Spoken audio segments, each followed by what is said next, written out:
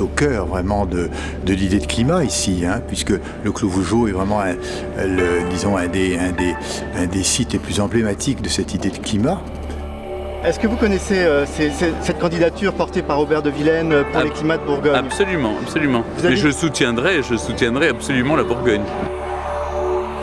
Parce qu'un climat, c'est un terroir, une parcelle de vigne, un clos, où on produit des vins renommés depuis des siècles, dans une alchimie qui met en jeu un lieu, des conditions naturelles, un cépage, des hommes, l'histoire, le temps.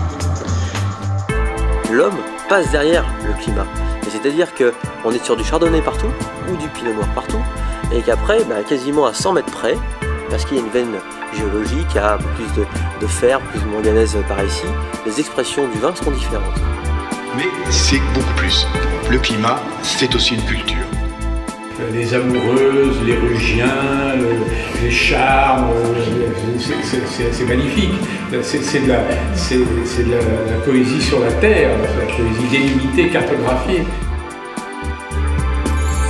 Aller de Beaune à Centenay, 20 km, une petite vingtaine de kilomètres, à travers les villes, il y a un chemin qui a été tout tracé, qui est formidable. Vous traversez les climats de Bourgogne et vous ressentez, dans une période comme celle-ci, avec ce tapis vert qui est autour de vous, vous ressentez cette force, cette énergie, cet équilibre qui existe, dont Aubert a parlé, qui est la force de la Bourgogne.